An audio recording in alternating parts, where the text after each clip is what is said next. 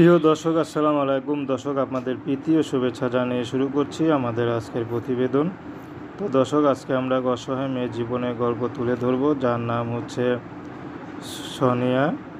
তো সোনিয়া খুবই অসহায়, কারণ তার বাবা মা কেউ নেই, দাদির কাছে বড় হয়েছে। তো সোনিয়া বিয়ের বয়স হয়েছে, সোনিয়াও চায় যে তার শখ আহ্লাদ পূরণ করতে, কিন্তু কিছুই পারে না, কারণ অভাবে সংসার, দাদির তেমন টাকা পয়সা নেই।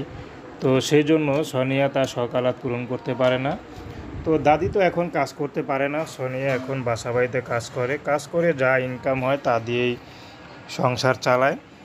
তো সোনিয়া দাদি ছাড়া কেউ নেই, তো সোনিয়া দাদি চাচ্ছে যে সোনিয়াকে বিয়ে শাদী দিতে, কারণ সোনিয়া দাদি এমনি অসুস্থ, কখন কি হয়ে যায়।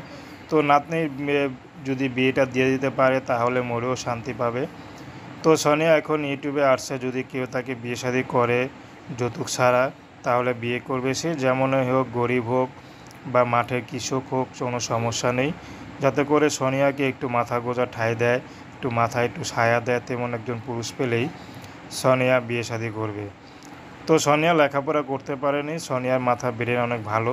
তো সোনিয়ার হিসাব নিকাশ খুব পাকা, কিন্তু অনেকে দেখে বলে তুমি কেন পড়াশোনা করনি, তখন সোনিয়া চুপ হয়ে যায়, কারণ সোনিয়া তো বলতে পারে না কাউকে যে টাকার জন্য বা গরিবের জন্য তিনি পড়াশোনা করতে পারেনি।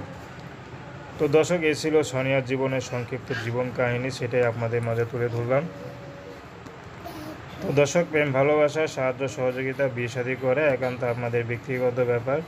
তো আসুন আমরা 5 ওয়াক্ত নামাজ পড়ি, সর্বদা দেশের সেবা করি।